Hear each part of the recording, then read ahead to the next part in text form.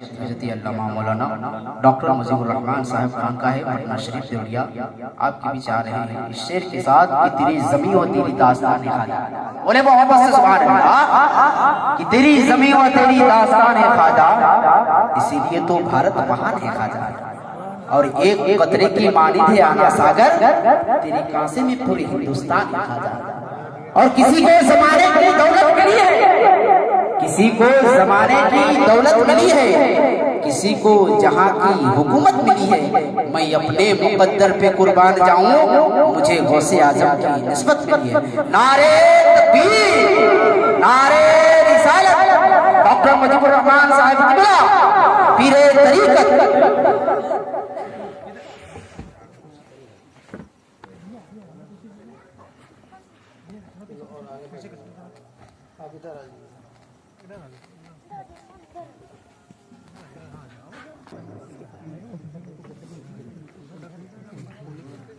قرآن کے شیخ کرام اور حاجی مجلس و پردن شفاعت اسلام و فرزین الاسلام و غلامان مصطفیٰ محبان اولیاء والسلام علیکم ورحمۃ اللہ وبرکاتہ۔ الحمدللہ رب العالمین والعاقبۃ للمتقین، الصلاۃ والسلام علی رسولہ الکریم الامین وعلی آلہ الطاہرین الطاہرین وعلى صحاب الحادين المهتدين اما بعد، اعوذ بالله من الشيطان الرجيم، بسم الله الرحمن الرحيم، يا ايها الذين امنوا اتقوا الله وكونوا مع الصادقين، صدق الله مولانا العظيم وصدق رسوله النبي الامين الكريم، ونحن على ذلك من الشاهدين والشاكرين والحمد لله رب العالمين۔ لحد عشق شہر کا داغ لے کے چلے، لحد عشق شہر کا داغ لے کے چلے، اندھیری رات میٹھی چراغ لے کے چلے، تیرے غلاموں کا نقش قدم ہے راہ خدا، تیرے غلاموں کا نقش قدم ہے راہ خدا، وہ کیا بہت سکے جو یہ سراغ لے کے چلے۔ اور آصف کیا فرماتے، پوچھتے کیا ہو شہ جیلاں کے فضائل آسی، پوچھتے کیا ہو شہ جیلاں کے فضائل آسی، ہر فضیلت کو جامع ہے نبوت کے سوا۔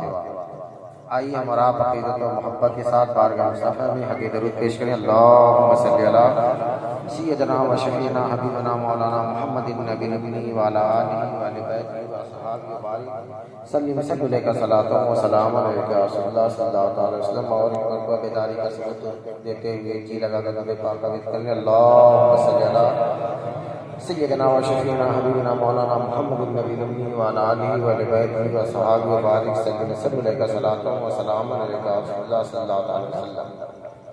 اللہ رب العزت کا بے پناہ لطف و کرم ہے، جس کی توفیق اور اس کی عنایت سے ہم اور آپ یہاں جمع ہو کر اللہ اس کے رسول کے ذکر سے اپنے قلوب کو منور و مجلہ کر رہے ہیں۔ اب بڑی فرحت و خوشی کی بات، جناب توقیر بابو صاحب، اللہ تعالیٰ نے ہمت عطا فرمائے اور غوث اعظم کا صدقہ عطا فرمائے کہ اس محفل کو تحت اللہ تعالیٰ قائم رکھے اور غوث اعظم کا صدقہ اور فیض سب کو عطا فرمائے۔ میں نے جس آیت کریمہ کی تلاوت کا شرف حاصل کیا ہوں، اس کے تناظر میں کچھ گفتگو شروع سے پہلے ایک تمہیدی بات بتا دوں۔ آئے دن جلسے جلوس ہوتے ہیں، میلاد ہوتے ہیں، اور آپ سنتے بھی رہتے ہیں۔ اس کی دلیل ہم اپنی نوجوان نسلوں کو نہیں بتانے کی کوشش کرتے، جس کی وجہ سے آج گمراہیت عروج پر ہوئی۔ سروے کی رپورٹ آپ کے سامنے ہے۔ پوری دنیا میں اسلام کے ماننے والے، اسلام کے ماننے والے بچوں کی اسٹڈی کیا ہے، پوری کتاب ایک ورق بھی نہیں پڑھتا۔ اب موبائل پر ان کا دن رات گزر جاتا۔ موبائل میں اچھی چیزیں بھی ہیں، بری چیزیں بھی ہیں، اور غیر کو آپ سے زیادہ 75% ان کے پڑھنے کی تعداد۔ اس لیے بدعقیدگی جو پھیل رہی ہے، آج ہمیں ضرورت ہے عقیدے صحیحہ کی پہچان۔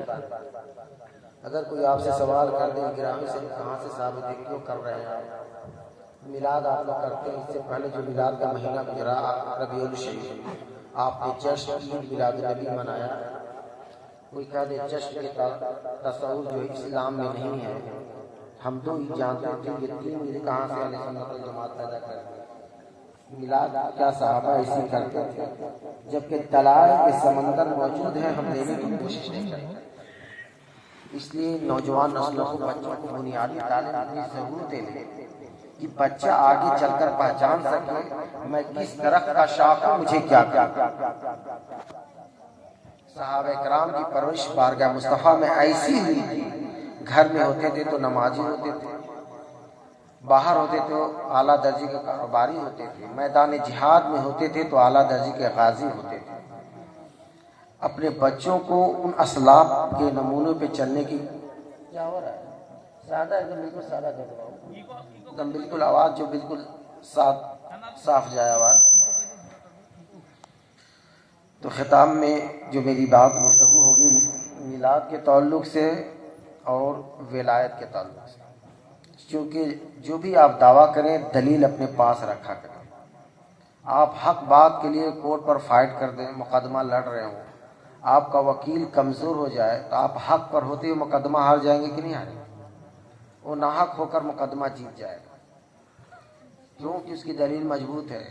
آپ بھی دلیل مضبوط کرنے کی کوشش کریں، کیونکہ سواد اعظم اہل سنت والجماعت کوئی کام بے دلیل نہیں دلائل کے ساتھ کرتے۔ ضرورت اس بات کی ہم دلیل لیں، کیونکہ ماں باپ کا گود بچے کے لیے پہلا مکتب ہوتا ہے، پہلا یونیورسٹی ہے۔ آپ جیسی تعلیم دیں گے بچہ ویسی بن کر آگے نکلے گا۔ حضرت بابا فرید گنج شکر رحمۃ اللہ علیہ اپنی والدہ سے عرض کرتے ہیں، ماں جب سے میں بالغ ہوا ہوں تب سے میں نے تہجد کی نماز قضا نہیں کی۔ ماں نے کہا بیٹا یہ تیرا کمال نہیں ہے، میرے دودھ کا کمال۔ کبھی تیری ماں نے بے وجود دودھ نہیں پلایا ہے تب بیٹا فرید گنج شکر ہوتا ہے۔ اب موبائل ہے، یوٹیوب ہے، فیس بک ہے، چیزیں دکھائی جاتی ہیں، اور آپ آ جائیں گے صاحب سے زیادہ قیامت تک حضور میرا لڑکا کہنا نہیں مان رہا ہے، ذرا ایک تعویذ لکھ دیجیے، پانی دم کر دیجیے، تو یہ سوال کر دے کہ کیوں نہیں مان رہا ہے، تم نے تعلیم کیسی دی تھی؟ نہیں حضرت میں نے اچھی تعلیم دی، فلاں کی صحبت اور سنگت میں یہ بیکار ہو گیا، اب میں اس بات کو نہیں مانتا، فلاں والا کی بات، بلکہ اچھائی برائی آپ کے گھر کے اندر داخل ہو گئی۔ موبائل فیس بک یہ سب مٹھی میں ہے، آپ دیکھ سکتے ہیں۔ اچھائی چیزوں کو ایکسیپٹ کرنے کی کوشش تعلیم دے، برائی کو نکالنے کی کوشش کریں۔ اور دوسرا آپ کو ایک آلہ دے کے جا رہا ہوں، جس طرح بخار ناپنے کا تھرمامیٹر ہوتا ہے نا، دودھ ناپنے کا لیکٹومیٹر ہوتا ہے نا، اسی طرح میں ایک ایمان کو ناپنے کا میٹر بھی دے کے جا رہا ہوں۔ آپ اسی علماء کی بات کو سنیں، اسی علماء کے بیانات کو سنیں جس کی بات اللہ اس کے رسول اب بزرگوں سے قریب کر دے، اور جو اللہ اس کے رسول کی سے دور کر دے، صرف توحید کی بات بتائے، سمجھ لیجئے کہ یہ ہمیں گمراہی کی طرف لے جائے۔ توحید وہ معتبر نہیں جس میں رسالت نہ۔ اب آپ کہیں گے ہم میلاد کر رہے ہیں، میلاد کی دلیل کیا ہے؟ یاد رکھ لیں میری بات قرآن اور حدیث کی روشنی میں ہو۔ جب کچھ نہ تھا، نہ زمین تھی، نہ آسمان تھا، نہ شجر و حجر تھے، نہ برگ و بر تھے، نہ شمس و قمر تھے، کچھ نہ تھا، تو اللہ تعالیٰ نے لفظ کن سے کائنات کی تخلیق فرمائی۔ کن سمجھ رہے ہیں؟ اردو میں اس کا ترجمہ ہوتا ہے ہو جا، بالکل سادہ آسان کر کے سمجھانے کی کوشش کروں گا۔ کن کے معنی کیا ہوتے ہیں؟ آپ سے سوال کروں گا میں کہ کتنا آپ خطاب اور کتنی علماء کی آپ تکلیف سنتے ہیں۔ کن کے معنی ہوتے ہیں ہو جا۔ جب کچھ نہ تھا، نہ زمین تھی، نہ شجر و حجر تھے، نہ برگ و بر تھے، نہ شمس و قمر، کچھ نہ تھا، تو اللہ تعالیٰ نے کن یعنی ہو جا خطاب کس سے کیا؟ اگر آپ نہ ہو، مائک نہ اسٹیج نہ کوئی ہو نہ، میں کہوں کہ ہو جا، آ جا، چلا جا، تاکہ تھنکنگ میں سوچ میں یہ بات آئے گی، یہ کہاں کس سے رہے ہیں؟ اب سمجھ بات آ گئی نا؟ جب کچھ نہ تھا تو اللہ تعالیٰ نے ہو جا خطاب کس سے کیا؟ پتہ یہ چلا کن سے بھی پہلے کچھ ہے۔ اب اور آسان کر دے رہا ہوں، پوری آیت پڑھ دے رہا ہوں۔ انما امرہ اذا اراد شیئا ان یقول له کن فیکون۔ انما کلمہ حصر ہے، جب اللہ تعالیٰ کسی اشیاء کا ارادہ فرماتا ہے، ان یقول له اس سے کہتا ہے انما امرہ اذا ارادہ، ایک ایک لفظ کھول رہا ہوں. ارادہ کہتے ہیں چاہت کو. ابھی آپ کہیں گے میں لکھنؤ دربار شریف جانے کا ارادہ رکھتا ہوں، کہتے ہیں نا ارادہ یعنی دل میں ایک چاہت ہے آپ. اور ارادہ کے بعد فوراً لفظ آ رہا ہے شیئن. شیئن شاہ کے معنی ہوتے ہیں چاہنا، جسے آپ کہتے ہیں انشاءاللہ، اگر اللہ نے چاہا. یا ان اللہ یرزق من یشاء بغیر حساب، اللہ جسے چاہتا ہے بغیر حساب رزق دیتا ہے. تو ارادہ کے معنی چاہت، اور شیئن شاہ کے معنی چاہنا. اب ترجمہ یوں کرے انما امرہ اذا ارادہ شیئن، اللہ کا امر فقط اتنا ہے کہ جب اس نے چاہا اپنی چاہت کو، تو اس کی چاہت کیا تھی؟ اس کی چاہت محمد مصطفیٰ تھی. رب نے چاہا اپنی چاہت کو تو ان یقول لہ، اس سے کہا. اب ہو کا مرجع کیا ہے؟ ہو کا مرجع نور مصطفیٰ ہے. اے میرے بابو کب تک مجھ میں چھپے رہو گے؟ کب تک مجھ میں مضمر اور پوشیدہ رہو گے؟ اب تو ظاہر ہو جا. جب کن کے ذریعے اس نور کا ظہور ہوا، کائنات کا وجود ہو گیا.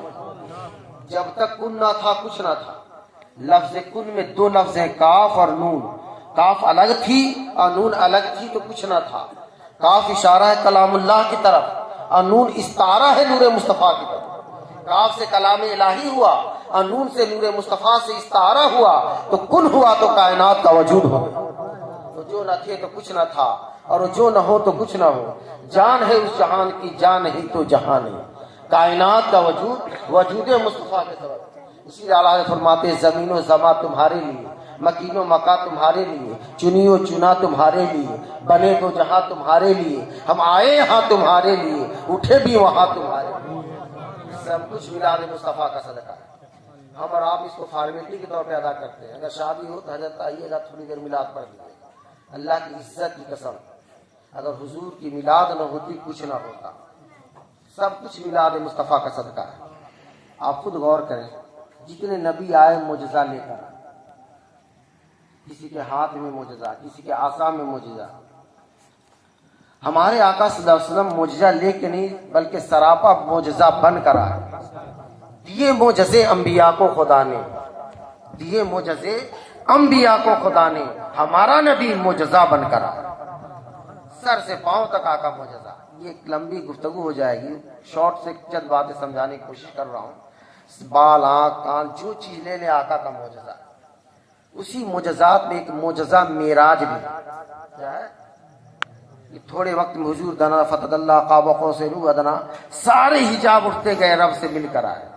یہ بھی آقا کا معجزہ ہے. مگر معراج سے بڑھ کر آقا کا میلاد معجزہ. اب میں نے دعویٰ کیا تو دلیل چاہیے نا آپ کو. معراج سے بڑھ کر ہم کوئی معجزہ نہیں مانتے تھے، لیکن آج جان لیں کہ اس سے بڑھ کر معجزہ میلاد ہے. آپ پوچھے کیسے؟ میں مثال سے بات واضح کر دوں. ایک پتھر آپ لے لیں اور تالاب میں پھینک دیں، وہ پتھر نیچے چلا جائے تو کوئی حیرت کی بات؟ کوئی حیرت کی بات نہیں، کیونکہ اس کی حیّ طبعی نیچے جائے. جیسی پتھر پھینکے اور تالاب میں تیرنے لگے تو حیرت کی بات ہے. کوئی فٹ بال یا کوئی بھی چیز آپ آسمان کی طرف اچھال دیں، اوپر اٹھ جائے تو حیرت کی بات، نیچے آ جائے تو کوئی حیرت کی بات. ہمارے آقا صلی اللہ علیہ وسلم رب کے نور سے ہیں، وہ نور اپنے نور کے پاس چلا گیا. یہ اتنی تعجب حیرت کی بات نہیں، بلکہ وہ نور ہم میں تشریف لے آیا، آقا کی میلاد ہو گئی. یہ آقا کا بہت بڑا معجزہ. وہ ہر عالم کی رحمت ہے، کسی عالم میں رہ جاتے. وہ ہر عالم کی رحمت ہے، کسی عالم میں رہ جاتے. یہ ان کی مہربانی ہے کہ یہ عالم پسند ہے. اس لیے آقا صلی اللہ تعالی وسلم کی وہ شان ہے.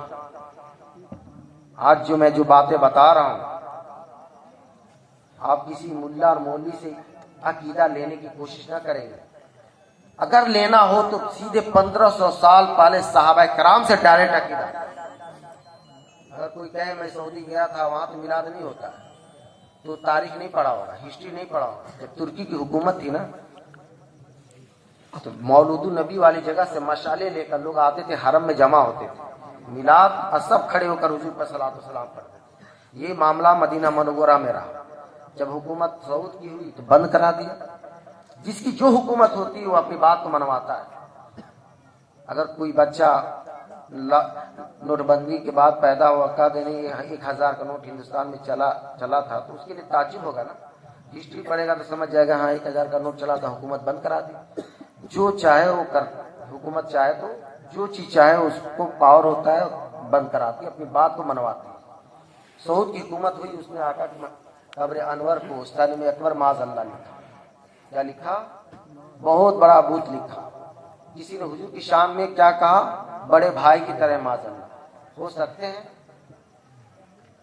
اچھا آپ بتائیں کہ حضور صلی اللہ تعالی وسلم کو جو بڑے بھائی کی طرح کتابوں میں لکھا، کسی کو حق ہے بھائی کہنے کا؟ اگر حق ہے تو مولا علی کو، موقعات کی حدیث۔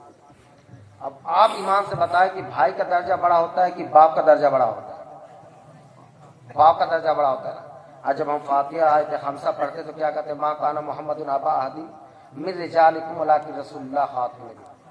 ماں کانا محمد، یہ محمد مصطفیٰ تم مردوں میں سے، من رجالکم تم مردوں میں سے، ابا احد کسی کے باپ نہیں، خاتم النبیین ہے۔ اب آپ بتائیں وہ باپ ہے کہ نہیں؟ حضور صلی اللہ علیہ وسلم کہ ازواج محترمات کو ہم کیا کہتے ہیں؟ ام المومنین۔ کیا کہتے ہیں؟ یعنی مومنوں کی ماں۔ تو جب ہم مومنوں کی ماں کہتے ہیں تو ان کے شوہر ہمارے کیا ہوئے؟ باپ ہوئے نا۔ قرآن نے کیا کہا؟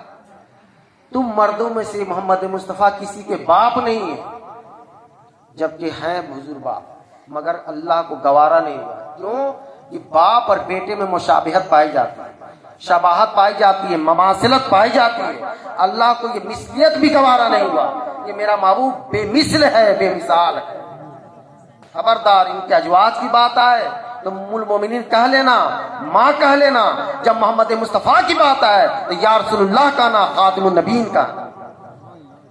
اللہ تعالیٰ نے عقیدہ دیا، اسی لیے صحابہ حضور کی بارگاہ میں بادب یوں ہوا کرتے۔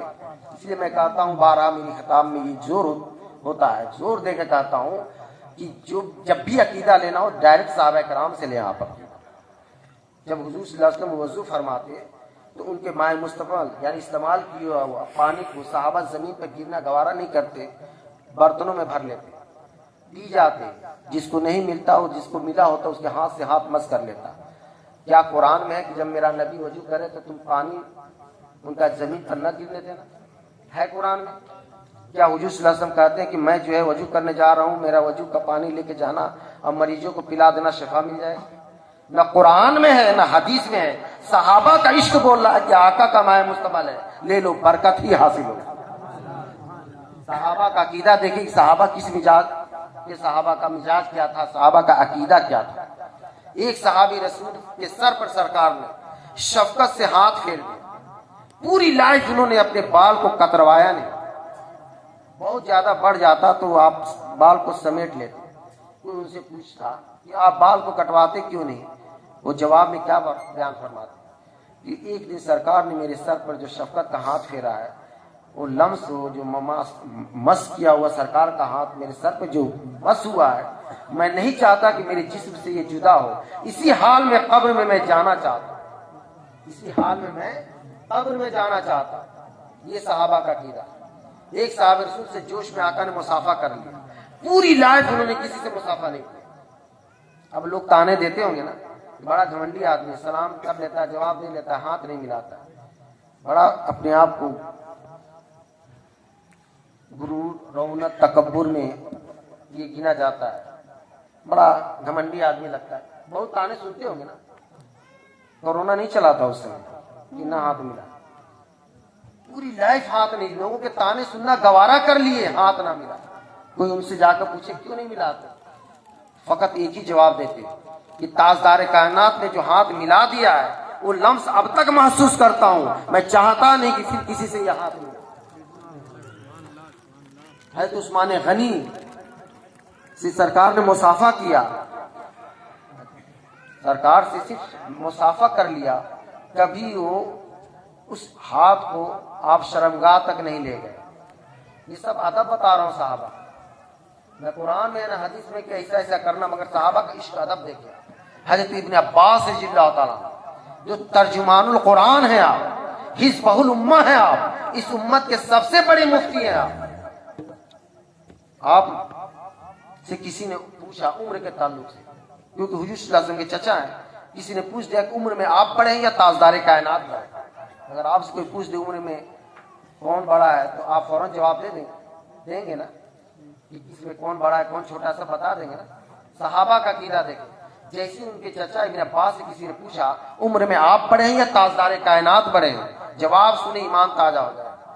جواب میں ابن عباس فرماتے بڑے تو حضور ہی ہیں, بڑے تو تاجدار کائنات ہی ہیں, مگر مجھے میری ماں نے پہلے جنم دے دیا. بڑے تو سرکار ہی ہیں مگر میں پیدا پہلے ہو گیا. صحابہ کا عقیدہ دیکھ لیں. آج تو لوگ کہتے تھے ماذ اللہ حضور میرے بڑے بھائی کی طرح ہے. صحابہ کا عقیدہ دیکھ لیں, ایمان تازہ ہو جائے. حجۃ الوداع کے موقع پر 1.25 لاکھ صحابہ سے سرکار نے پوچھا یہ شہر مکہ کی طرف اشارہ کرتے ہوئے کون سا شہر ہے؟ 1.25 لاکھ صحابہ ہیں. بخاری مسلم کی متفق علیہ حدیث. آقا یہ سوال کیا؟ صحابہ خاموش ہے کہ یار نے پوچھا ہے منشا کیا ہے؟ ہم مکہ کہتے آقا مدینہ نہ کہتے. اللہ کی عزت کی قسم مکہ مدینہ ہو جائے. دین کے تعلق سے پوچھا سب خاموش ہے. قرآن کے نص بھی کسی نے پیش نہیں کیا. جو پہلا گھر وضع کی گئی اللہ گھر کعبہ اسے مکہ کہتے ہیں. دلیل میں کسی نے قرآن کی آیت نہیں پیش کی. کیوں؟ صحابہ جانتے تھے کہ زبان مصطفیٰ سے جو کلمات نکلے آقا نے فرمایا یہ میری بات نہیں رب کی بات ہے, ہم نے اس کو قرآن بنا لیا. آقا صلی اللہ علیہ وسلم نے فرمایا کہ رب کی بات نہیں یہ میری بات ہے, ہم نے اس کو حدیث بنا دی. اللہ کی عزت کی قسم اگر آقا کہہ دیتے رب کی بات کو میری بات ہے, اپنی بات کو کہہ دیتے کہ رب کی بات ہے, قرآن حدیث ہو جاتا, حدیث قرآن ہو. پتہ ہی چلا مکمل دین مصطفیٰ. عقیدہ صحابہ سے لے. حضور صلی اللہ علیہ وسلم کی بارگاہ میں ایک صحابی رسول پاگل اونٹ لے کر آئے. سب صحابہ سرکار کو روک رہے ہیں, سرکار اس اونٹ کے قریب مت جائیے گا, پاگل ہے, ضرر پہنچائے گا, نقصان پہنچائے گا. آقا فرماتے تجھے پہنچا سکتا ہے مجھے نہیں. قریب گئے, اونٹ کے کان کو پکڑ کے مالک کے حوالے کرتے ہوئے فرمایا اس کو لے جاؤ, خوراک دو اور کام لو. اب حدیث پاک کے الفاظ ہوئے. وہ اونٹ مالک کے پاس جانے سے پہلے سرکار کے قدموں میں گرا, سجدہ کرنے لگا. صحابہ حیران ہو گئے, یار یہ پاگل جانور بھی آپ کو پہچانتا ہے؟ تاجدار اہل عطا نے فرمایا کہ سوائے گستاخ اور بدبخت کے ہر شے مجھے پہچانتی کہ میں اللہ کا رسول. اس موقع پر صحابہ نے کہا یا رسول اللہ یہ پاگل جانور بھی آپ کو پہچانتے, شجر و حجر بھی آپ پر صلاۃ و سلام پڑھتے ہیں, ہم تو عقل والے شعور والے ہیں, یا رسول اللہ ہمیں حکم دے کہ ہم سجدہ کریں. آقا فرماتے میری شریعت میں اس کی اجازت ہے. کرائمیکس پڑھتے صحابہ بارڈر لائن پر, دل چاہتا کہ حضور کو سجدہ کریں مگر آقا روک دیتے. جس کی ترجمان اعلیٰ حضرت فرماتے ہیں پیش نظر ہے نو بہار سجدے کو دل ہے بے قرار. پیش نظر ہے نو بہار سجدے کو دل ہے بے قرار. روکیے سر کو روکیے, ہاں یہی تو امتحان ہے. غضب ہو گیا ہے. معاذ بن جبل جو گورنر تھے شام کے, ایک دن سجدہ کر دیا. آقا نے پوچھا تم نے کام کیوں کیا؟ عام دیہاتی گوار کو کرتا تو میں پوچھتا چلو غلطی ہو, تم نے یہ پھر کیوں کیا؟ وہ جواب دیتے یا رسول اللہ ملک شام میں میں دیکھتا ہوں اپنے ماتحت رہنے والے لوگوں کو وہ عمرہ سلاطین کو سجدہ تعظیمی کرتے, میری نگاہ میں آپ سے معزز مکرم کوئی نہیں اور آپ اجازت نہیں دیتے. دل چاہتا کہ آپ کو سجدہ کریں مگر آپ روک دیتے. دل میں چاہ کہ بغیر اجازت یہ فعل میں کر دوں گا. اس موقع پہ آقا صلی اللہ علیہ وسلم نے فرمایا اگر میری شریعت میں اس کی اجازت ہوتی عورتوں کو حکم دیتا شوہروں کو سجدہ کریں. پوری بات آپ نے سماعت کر لیا. یہ میں نے پوری بات نہیں ضمناً بتایا ہوں کہ صحابہ کا عقیدہ کیا تھا. صحابہ کرام کس حد تک آقا سے محبت فرماتے. آیت تیمم کیسے نازل ہوئی معلوم ہے؟ یہ تعظیم پر آیت تیمم نازل. ایک صحابہ رسول حضور کے کام پہ مامور تھے اور صرف ان کو وضو, جاڑے کا موسم تھا, ٹھنڈا کا موسم تھا, وضو کے لیے معاملہ درپیش ہو گیا. اب وہ سرکار کے سامان کے چھو نہیں رہے, دوسرے سے اس فعل کو کیے, دوسرے صحابی سے مدد لیے. اس ادب پر اللہ نے آیت تیمم نازل فرما دی. یہ بارگاہ مصطفیٰ کے ادب سے صحابہ اس طرح کیا کرتے تھے. کسی سے آپ کو اس دور میں عقیدہ لینے کی ضرورت نہیں ہے. اگر عقیدہ لے تو ڈائریکٹ صحابہ کرام سے عقیدہ لے. جب عقیدہ آپ کا مضبوط ہوگا نا تو قبر میں سب سے پہلے عقیدہ پوچھا جائے گا, اور قیامت میں جب کھڑے ہوں گے تو نماز کی پرسش ہوگی. اور آقا فرماتے جو قبر کی منزل سے گزر گیا ساری منزلیں آسان ہو جائیں. سوال بھی بتا دیا سرکار نے, جواب بھی عطا فرما دیا. سوال بھی آپ جان رہے ہیں, جواب بھی اچھی طرح آپ کو یاد ہے, مگر جواب قبر میں وہی دے گا جو آقا کا زلف کا اسیر ہوگا, آقا سے محبت کرتا ہو. مر ربو کا مادینوں کا یہ سوال نہ سمجھے, یہ آپ سے بھی سوال ہے. कंपल्सरी सवाल तो ये है कि फरिश्ते आका के चेहरा को दिखा के पूछे गए माँ कुन तो तकुल काना यकूनु, जब मुजारे में दाखिल होते हैं तो गुजरे हुए जमाने का फायदा देते हैं, क्योंकि मरने के बाद तो अच्छे अच्छों का अकीदा दुरुस्त हो जाए। अब वहाँ अकीदा दुरुस्त करने से काम नहीं चलने वाला, इसीलिए आला फरमाते हैं आज ले उनकी पनाह और आज मदद मांगो उनसे, फिर न मानेंगे कयामत में अगर मांगे। जीते जी अकीदे को दुरुस्त करने की। जब फरिश्ते पूछे माँ कुन तो तकुलू, जब तू दुनिया में था डगर डगर नगर नगर तबलीगे करता था, तौहीद की बात ज्यादा बताता था या रिसालत की भी बात करता था? यानी खुदा की वहदानियत की तो बात करता था, इस रसूल की भी कुछ शान बयान करता था। आज तौहीद पर प्रेस और जोर दी जाती है ना, बात समझ रहे मेरी? तौहीद पर आज बड़ा जोर दिया जाता है, ब्रेन वॉश किया जाता है हर बात में, ये अल्लाह की बात, ये अल्लाह की बात। अरे अल्लाह की बात आप कैसे जान गए? आप तो 360 को पूछ रहे थे ना, काबे में कितने बुत थे? 360। कोई लात की, बनात की, उज़्ज़ा की, हुबल की कसमें खाता। ताजदार कायनात ने फरमाया ये सब गलत है, कुल हो अल्लाह, वो अल्लाह एक है। सेगे तकल्लुम सल्लल्लाहु अलैहि खिताब फरमाया, ऐ महबूब आप फरमा दो।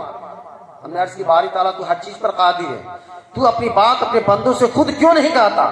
रब ताला ने अपना कानून कुरान में बयान फरमा दिया कि मेरी ये शान है कि हर कसो नाकस से मैं कलाम करूं, मेरी ये शान है कि जिससे मैं कलाम करता हूं अल्लाह का नबी होता, और जो नबी अपनी राज बता दे वो अल्लाह का वली होता।